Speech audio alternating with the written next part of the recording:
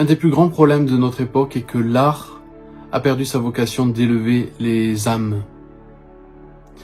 Dans la majorité des cas, on est juste dans des expressions émotionnelles, affectives, du direct, la pop, le rap, le métal ou plein de styles de musique. Juste du bas astral, comme on pourrait appeler ça, de l'astralisation pure, de l'émotionnel. On rentre dans des boucles, répéter 150 000 fois des boucles, du mental ego qui raconte sa vie, etc. Sans jamais proposer une porte d'ouverture vers le cœur. Toutes les musiques mainstream, la majorité de ce qui sort à l'heure actuelle est entièrement construit autour de l'effet immédiat de la consommation directe, que ce soit dans l'art contemporain ou que ce soit dans la musique, comme je l'ai déjà signalé. Nous en sommes à l'effet, ça fait un effet émotionnel, un choc affectif, comme dans le rap par exemple, je ressens que ça et je suis désolé si beaucoup d'entre vous peuvent aimer le rap. Ça ne me parle pas du tout parce que ça n'élève pas du tout mon âme. Toutes ces musiques, toutes ces arts sont simplement des déversoirs de l'émotionnel de la personne, ce que j'appelle sortir les poubelles émotionnelles, sans jamais permettre une élévation vers autre chose, vers le sacré, vers l'espace intérieur, vers l'être, vers le divin. Nous ne sommes que dans une époque où chacun est en train d'exposer les méandres de son ego sans jamais se soucier du fait que ce qu'il déverse comme poubelle puisse ou non apporter aux autres ou peuvent abîmer leur propre nature. Il n'y a pas du tout de conscience, quasiment pas, même dans surtout les plus connus, il n'y a pas de conscience d'élévation de l'âme. C'est impressionnant. Ça me rend très triste. Vous sentez peut-être dans cette vidéo une énergie peut-être un peu différente parce que ça me rend en fait triste.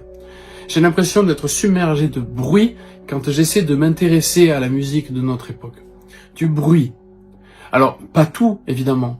Et dans l'art, dans des productions actuelles, pas tout, évidemment. Une immense majorité n'est que les cris répétés, systématiques, de l'ego en souffrance, de pas trouver sa place, etc.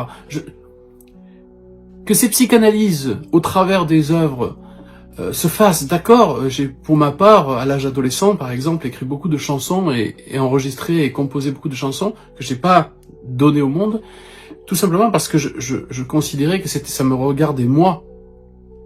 Mais à l'heure actuelle, ces espèces de psychanalyse à ciel ouvert, ou l'émotionnel, ou inconscient de son âme, de l'être, etc., raconte ses déboires amoureux avec telle ou telle personne qu'il a consommé jusqu'à ce que ça marche plus, et alors il le crie au monde, et ça devient de la pop, et c'est insupportable. Moi, personnellement, ça m'est insupportable. C'est du bruit.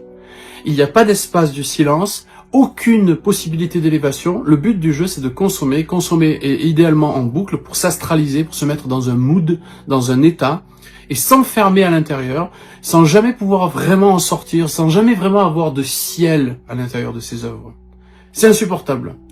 Ça me dérange très personnellement, ça me dérange cette non-responsabilité artistique de proposer une ouverture, de proposer autre chose que je marchais dans les rues, c'était gris, mais franchement, ou alors avec tous les obscénités qu'il peut y avoir dans le rap ou autre chose, mais c'est pas possible.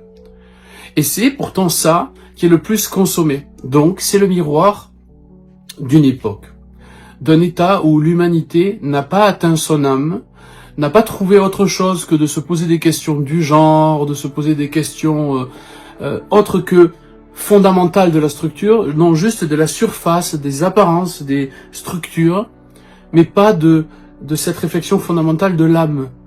Et c'est bien ça le problème de l'époque.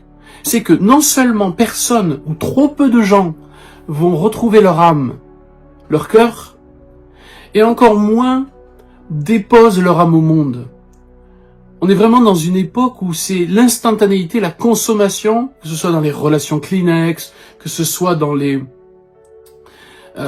tout en fait. Les séries qui n'apportent rien, mais qui enferment dans des capsules du suspense, en jouant sur les codes du suspense, etc. Mais ça ne nous amène nulle part.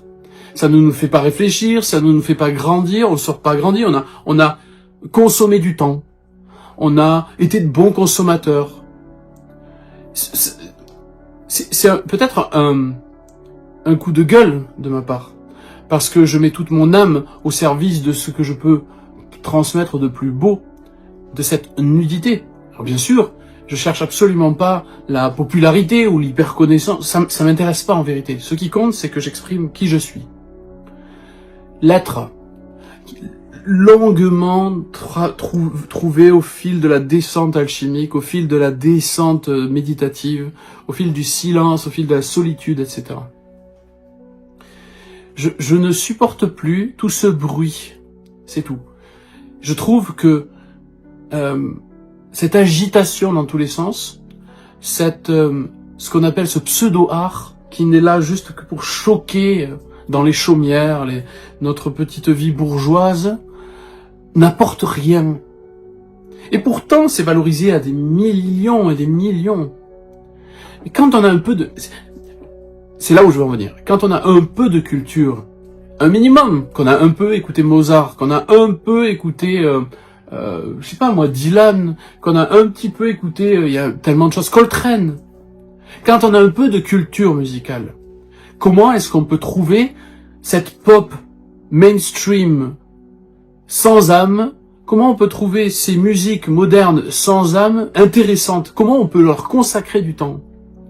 J'associe en fait cette consommation, qui n'est juste qu'un passage sans signification dans le monde, cette consommation pour moi c'est comme si tout était devenu du McDonald's, de la sérialité, c'est toujours pareil.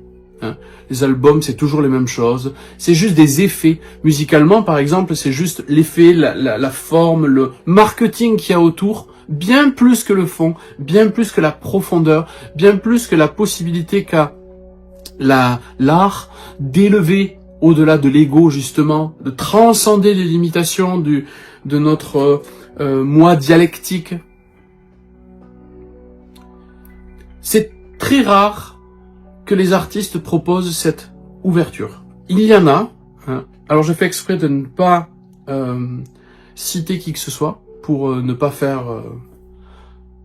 pas rentrer dans ces dynamiques-là, mais pour moi, une immense majorité, et surtout les plus connus, les plus vénérés de notre monde, sont en fait simplement des vident simplement leur poubelle émotionnelle à travers ce qu'on appelle la musique.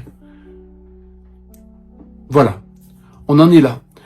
Je me rappelle d'une prophétie qu'Ivanov avait dit que l'humanité consciente créera de l'art à partir de son âme pour apporter de la lumière au monde, pour apporter de l'élévation. On peut partir c'était Hegel qui disait, il faut que je paraphrase, hein, il faut que la musique élève l'âme au-dessus du sentiment qu'il a généré. Vous comprenez ça? Ça, c'est vraiment la dynamique de sublimation d'une émotion. Mais non, c'est pas comme ça que fonctionne l'art à l'heure actuelle, c'est juste de la production d'effets. Donc on reste dans une espèce de cycle astralisant au niveau des bas chakras, hein, 2e, 3e à la rigueur. Et c'est tout. Basique. Voilà, c'était un petit message coup de gueule pour moi. Je dépose ça parce que je sens que d'une certaine manière, ce n'est pas assez dit, pas assez exprimé.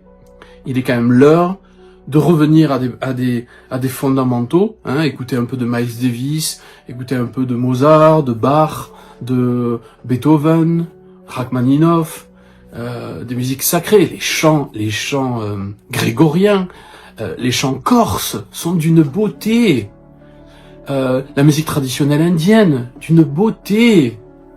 On est ici dans une révérence au divin qui manque cruellement à toutes les productions de super consommation de notre monde. Voilà. Suite à ça, je vais donc chanter avec mon âme pour terminer cette vidéo comme vous avez l'habitude. Merci beaucoup.